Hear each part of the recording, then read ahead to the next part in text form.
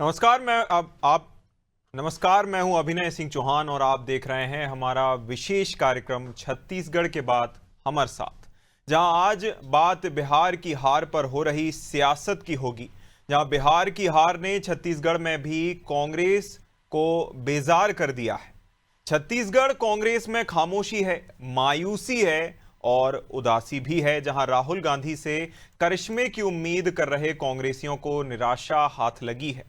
कांग्रेस के मजबूत होकर उभरने की आकांक्षाओं को धक्का पहुंचा है और उधर बिहार की जीत से उत्साहित छत्तीसगढ़ भाजपा अब बंगाल विजय की कल्पना करने लगी है।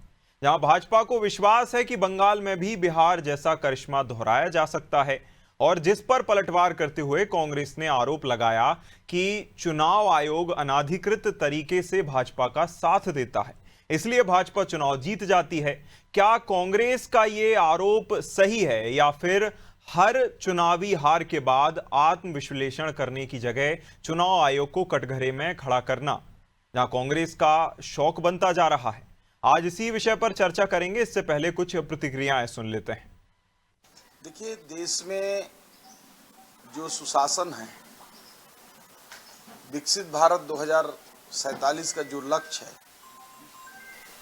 देश को परम वैभव के शिखर में पहुंचाना है, भारत को विश्व गुरु बनाना है, तो हमको केंद्र के साथ साथ राज्यों में भी डबल इंजन की सरकार लानी पड़ेगी। और आप देख सकते हैं जहां जहां डबल इंजन की सरकार है वो राज्य बड़े स्पीड के साथ आगे बढ़ रहे हैं।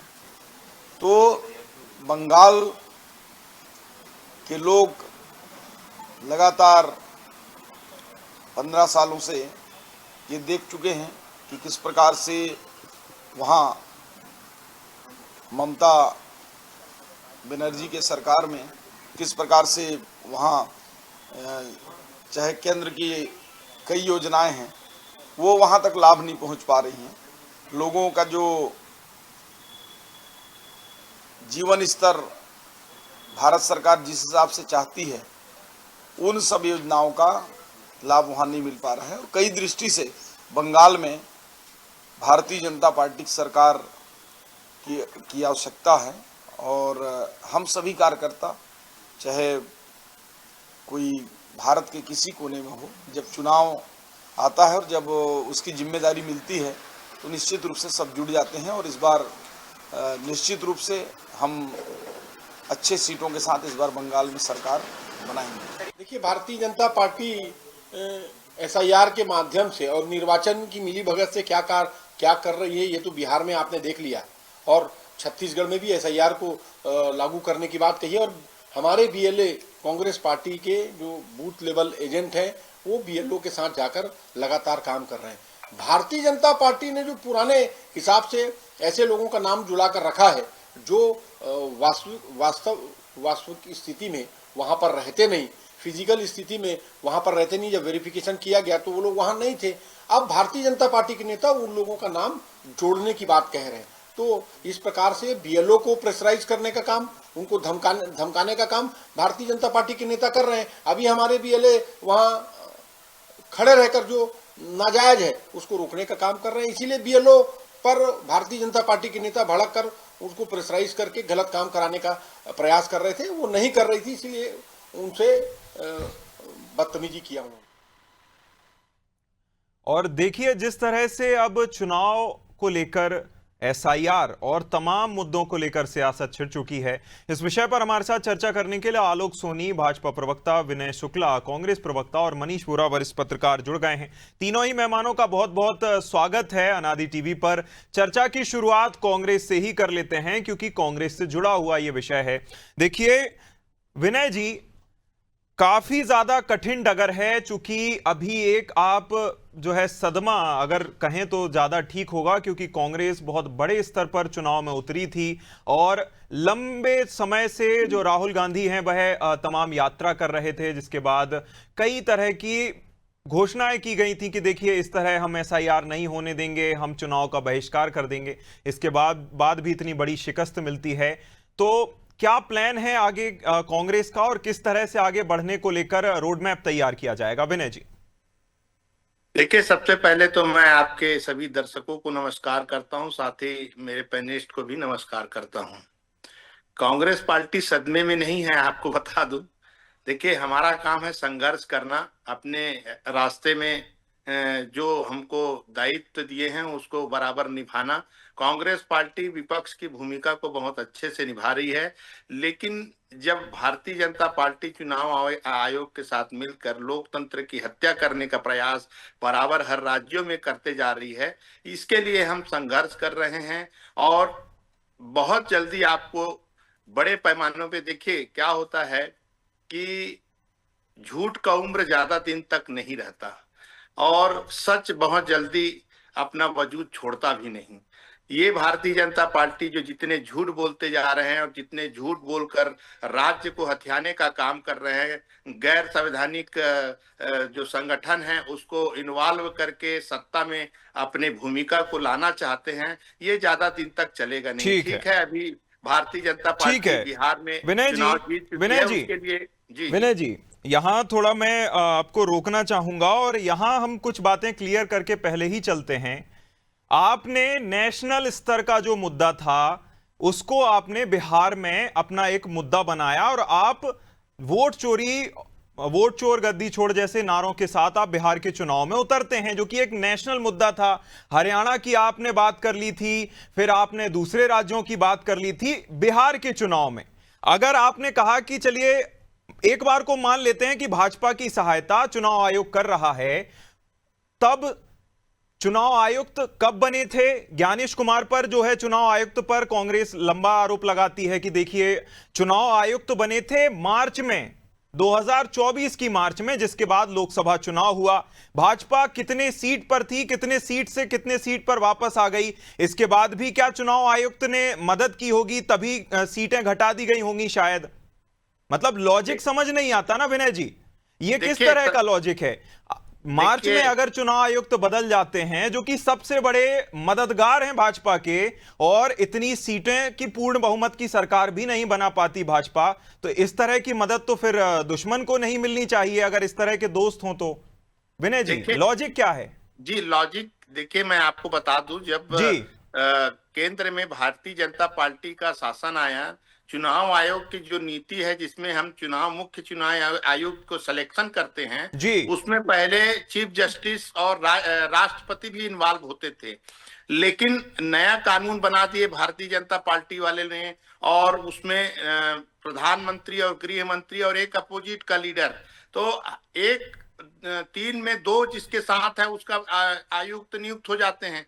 तो भारतीय जनता पार्टी अपने मन मुताबिक से वो आयुक्त बैठा दिए, जो पहले जो अभी ज्ञानेश कुमार जी हैं, कभी अमित शाह के निस्सहायक हुआ करते थे गुजरात में। ठीक है, तो आपने सवाल उठाया, आपका जवाब भी हम आलोक जी से ले लेते हैं। आलोक जी, क्या जो है एक लिस्ट निकल के जाती है क्या आपके यहां से सीधा कि चलिए इनको भर्ती कर लेते हैं, इनको चुनाव आयुक्त रख लेते हैं? क्या ये ठीक है आलोक जी? जिस तरह के आरोप भी लगे थे कि पर्ची निकलती है, एग्जिट पोल आपके यहां से लिस्ट बना के जाई जाती है, जो केंद्रीय गृह मंत्री हैं वो टाइपराइटर पे टाइप करके देते हैं कि एग्जिट पोल में इतने आंकड़े आने चाहिए, नहीं तो ठीक नहीं होगा। आलोक जी, क्या ये ठीक है? अभिनय जी, सबसे पहले आपके सभी दर्शकों को, वरिष्ठ पत्रकार साथी प्रवक्ता जी को, और आपको भी मेरा नमस्कार। एक कहावत है, नाच न जाने तो आंगन टेढ़ा। और एक और कहावत है साथ ही साथ कि अगर अंगूर हमको नहीं मिले तो अंगूर खट्टे हैं जी। और एक और कहावत है कि जो शुतुरमुर्ग होता है ना, जब वो खतरा आता है तो अपने आप को, अपने सर को नीचे गाड़ लेता है जमीन में और सोचता है खतरा टल गया। तो ये आज की स्थिति और परिस्थिति जो है ये कांग्रेस की है। देखिए, अगर इसी चुनाव आयोग के अधीन में केंद्र का चुनाव हुआ और हमारी जो सीटें हैं लोकसभा की वो कम हो गई, इसी चुनाव आयोग के अधीन में अन्य प्रदेशों का चुनाव हुआ जहां पर में कांग्रेस को सत्ता मिली है, और इसी चुनाव आयोग ये बार बार जो है मूल मुद्दों से कांग्रेस जो है वो हट करके जब ये प्रयास करती है, वो जब बरगलाने, देखिए क्या होता है, आप जिस देश में रह रहे हो, भारत देश में, कि एकदम अब आज के समय में जो है ये जनरेशन जो है वो पढ़ी लिखी जनरेशन आ रही है, आने वाली जनरेशन है, शिक्षित है। ये जो 90s 80 70s का जो दौर था, जब आप कुछ भी कहते थे उसकी कोई मायने नहीं रखते थे, वो बरगला देते थे, आप लोगों को आंखों में धूल झोंक देते थे, जो नेता नेता लोगों की बात, मतलब पर्टिकुलरली कांग्रेस की भी बात नहीं करूंगा, वो समय नहीं है। आज जनता जो है, सोशल मीडिया का जमाना, इंटरनेट का, संचार क्रांति का जमाना है। कोई भी बात कोई भी नेता कहता है तो उसको जो है वो जनता अपने अपने खुद की कसौटियों पे खरा उसको पाती है। यदि वो देखती कि इन्होंने क्या कहा, ये सही है कि नहीं, ठीक। गूगल से सारी सर्च डेटा निकलता है और सारा कुछ निष्कर्ष निकलने के बाद में फिर निर्णय लेती है एक आम जनता। छोटे से छोटे व्यक्ति के पास में आज मोबाइल है। तो कांग्रेस यदि जब तक मूल मुद्दों से बिल्कुल हट बिल्कुल। देखिए करके आलोक जी जी, ये जो आपने बात कही कि गूगल पर सर्च कर लेते हैं, तो आजकल गूगल की भी जरूरत नहीं है आलोक जी। आप एआई पर बिल्कुल जाइए, आप सिर्फ 2 बिल्कुल शब्द टाइप करके दीजिए, पूरा आपको टाइप करा हुआ मिल जाएगा कि बिल्कुल 45 दिन का अभी समय है। अगर कोई जी भी चुनाव को लेकर नाखुश है तो 45 दिन तक आप कोर्ट जा सकते हैं। कोर्ट में जाके जितनी भी सीसीटीवी फुटेज है, जितने भी वीडियो रिकॉर्डिंग होगी, आप कोर्ट में जी जाके बता सकते हैं। चर्चा को आगे बढ़ाते हैं। मनीष जी, जो मैं आपके जो पास भी काम ठीक है आलोक जी, मैं आपके पास फिर वापस आऊंगा। मनीष जी, आपका रुख करते हैं। जिस तरह की घटनाएं सामने आई, कांग्रेस ने एक नेशनल मुद्दे को बिहार में उठाया और नेशनल मुद्दा कितना काम किया ये सब जानते हैं। बिहार में लोगों से कनेक्ट या तो कांग्रेस नहीं कर पाई, और इसके बावजूद भी अब तक कोर्स करेक्शन की बात तो मुझे कहीं तक अभी नजर नहीं आ रही कांग्रेस में। आगे अगर होगा तो होगा। क्या आपको लगता है कि इस तरह के जो नेशनल मुद्दे हैं उन्हें क्षेत्रीय स्तर पे ना उठा के और क्षेत्रीय मुद्दों को बेहतर तरीके से ना उठाकर क्या चुनाव जीता जा सकता है? अगर इसी तरह की स्थितियां बंगाल में रही तो क्या स्थिति हमें देखने को मिल सकती है? संक्षेप में बताइएगा मनीष जी। देखिए, जी हाँ, देखिए, जहां तक बात कांग्रेस की हम कर रहे हैं तो कांग्रेस की स्थिति बिहार में लंबे समय से बहुत अच्छी नहीं है। 2 अंकों को भी क्रॉस नहीं कर पा रही है कांग्रेस, और कांग्रेस की स्थितियां पश्चिम बंगाल में भी है। लेकिन बात आपने दूसरी ये करी कि मुद्दों को लेकर के, राष्ट्रीय स्तर के मुद्दे और स्थानीय जो मुद्दे हैं उनको लेकर के बात होनी चाहिए। बिल्कुल कांग्रेस ने वहां पर राष्ट्रीय मुद्दा उठाया, इस वजह से उनको वहां पर उतनी अप्रत्याशित जीत नहीं मिल पाई। लेकिन एक बात ये तय है कि जब राष्ट्रीय चुनाव ना होते, प्रदेश के चुनाव होते हैं, तो निश्चित रूप से प्रदेश के चुनाव में स्थानीय मुद्दे, आम जनता की वहां की समस्याएं, ये बड़ा मुद्दा होना चाहिए। लेकिन कांग्रेस वहां पर राष्ट्रीय मुद्दों को लेकर के गई और उन मुद्दों पर वहां पर चुनाव लड़ा, और वहां पर उनको वो सफलता नहीं मिल पाई। जब उनको सफलता नहीं मिल पाई तो अब जो बातें दूसरी निकल करके आ रही है कि चुनाव आयोग साथ है, ये है वो, ये सारी तमाम चीजें जो निकल करके आ रही हैं, इनसे सीधे तौर पे एक चीज ये मिलता है स्पष्ट रूप से कि देखिए क्या होता है कि इलेक्शन जो होता है ये पूरा प्रबंधन का खेल है। जैसा आपका प्रबंधन होगा वैसे परिणाम भी आपको देखने को मिलेंगे। निश्चित रूप से प्रयास कांग्रेस ने वहां पर बहुत किया था अपने आप को एस्टेब्लिश करने के लिए। वहां पर जो महागठबंधन बना था, उस गठबंधन ने चुनाव लड़ा और इधर पर भारतीय जनता पार्टी के साथ नीतीश कुमार ने मिलकर के चुनाव लड़ा। तो एक बात तो तय है कि जनता जो है वो अब समझदार हो चुकी है और वो समझती है कि कहां पर हमको विकास मिल रहा है, कहां पर हमको रोजगार मिल रहा है, कहां पर किसकी बात पर हमको विश्वास करना है। देखिए, विपक्ष ने वहां पर बड़े बड़े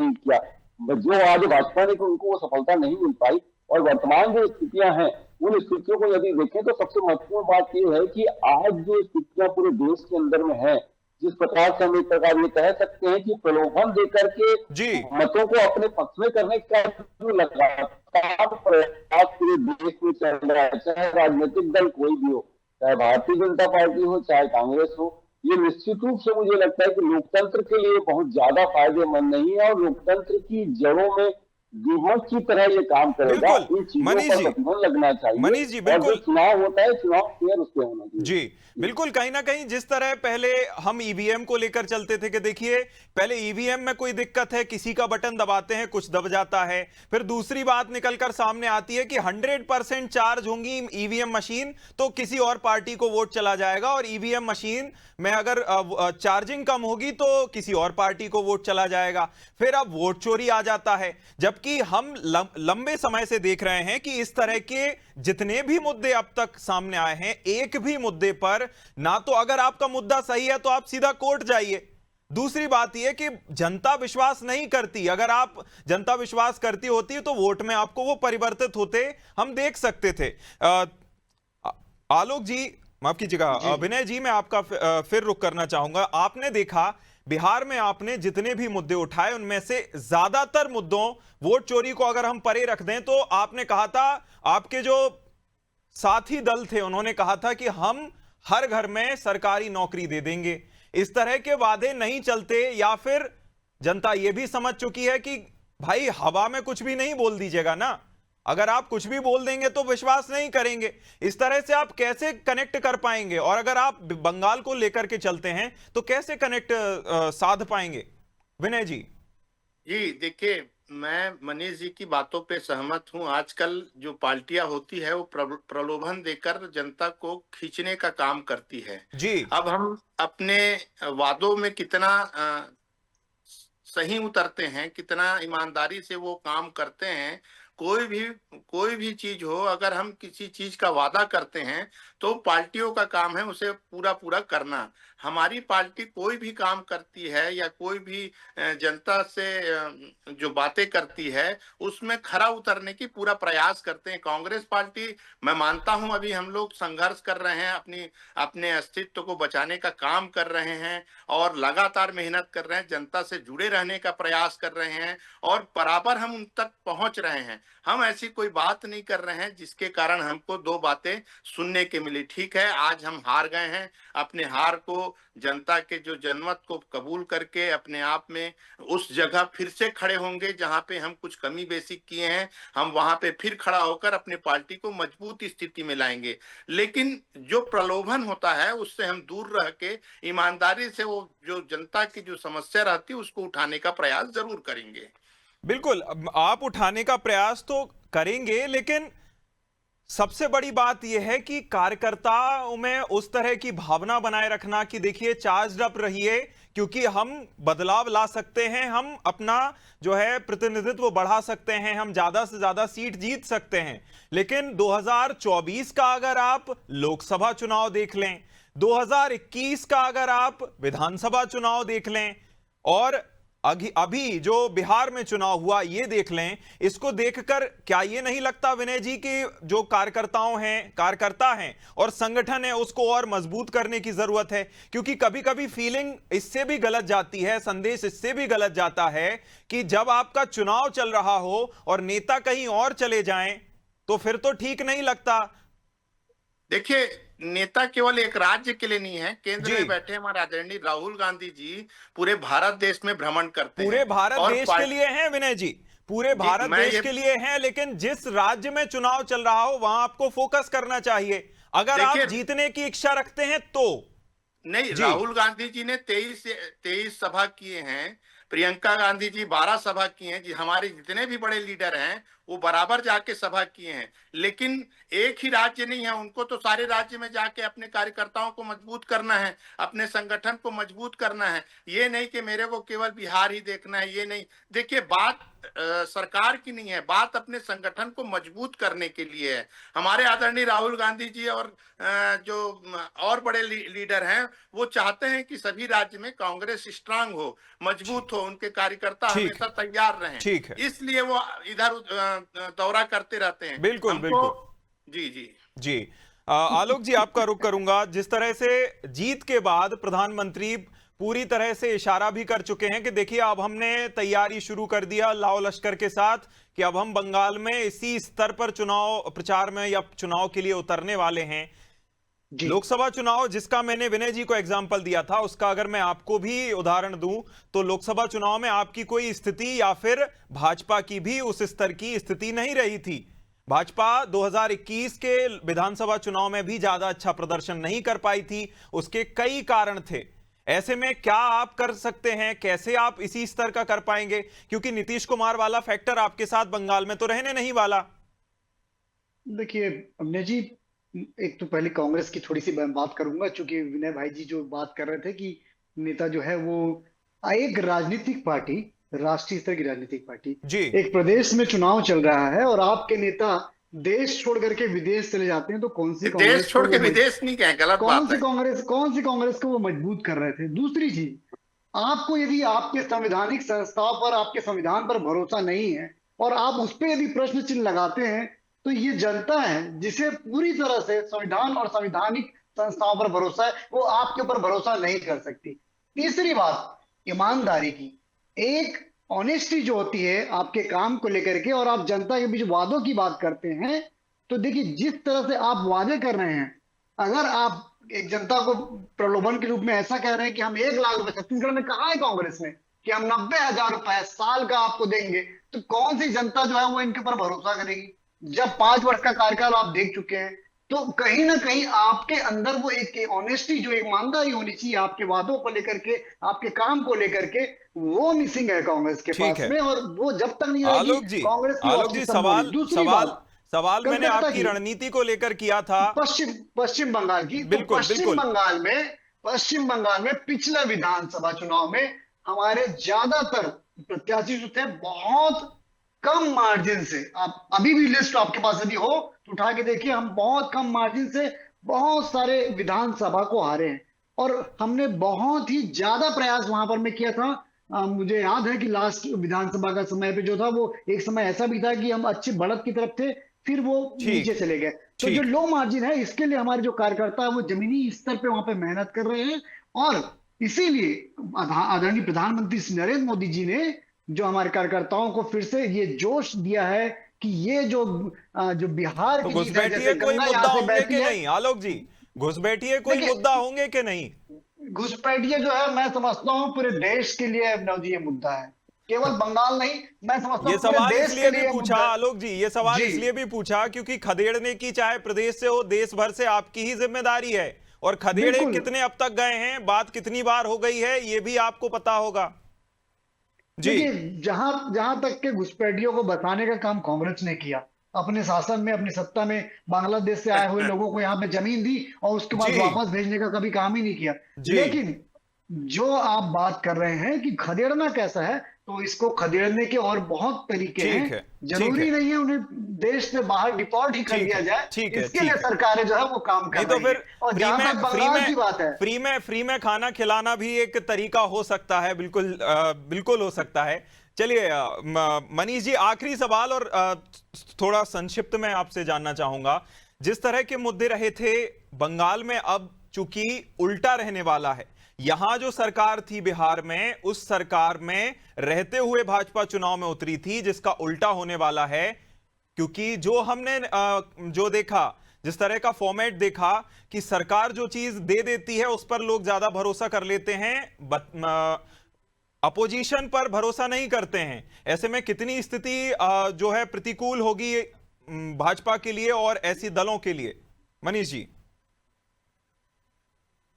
देखिए, सबसे महत्वपूर्ण चीज ये है कि जनता का विश्वास जी, और जनता का विश्वास जिनके साथ हो, उनको, मुझे लगता है कि जिन बातों पर जनता विश्वास कर रही है उस दिशा में यदि चले, ये देखा जाता है कि पूरे देश के अंदर में जो भारतीय जनता पार्टी जहां पर भी चुनाव लड़ रही है, वहां पर चुनाव एक ही चेहरे पर लड़ रही है, और वो है नरेंद्र मोदी का चेहरा, जिस पर जनता का विश्वास देखने को मिल रहा है। यदि हम सभी जगह के परिणाम देखेंगे तो निश्चित रूप से उनकी बातों पर जनता विश्वास कर रही है, उनसे कनेक्ट हो रही है।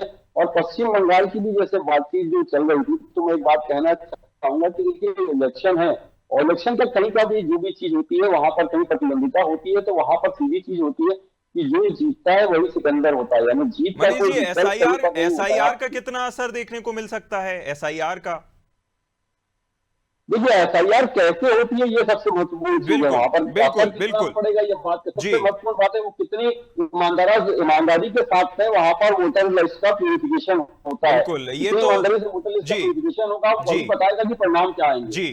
जी बिल्कुल, ये तो कांग्रेस के लिए भी उतनी ही चुनौतीपूर्ण होगा, भाजपा के लिए भी उतना ही चुनौतीपूर्ण होगा, क्योंकि जो शुरुआती रुझान आए थे एसआईआर को लेकर वो कुछ ठीक नहीं आए थे, और किस तरह से हो पाता है पूरा एसआईआर, ये भी बड़ी दिलचस्प देखने वाली बात होगी। तीनों ही मेहमानों का शामिल होने के लिए चर्चा में बहुत शुक्रिया। इस खास चर्चा में इतना ही। आप देखते रहिए अनादि टीवी। नमस्कार।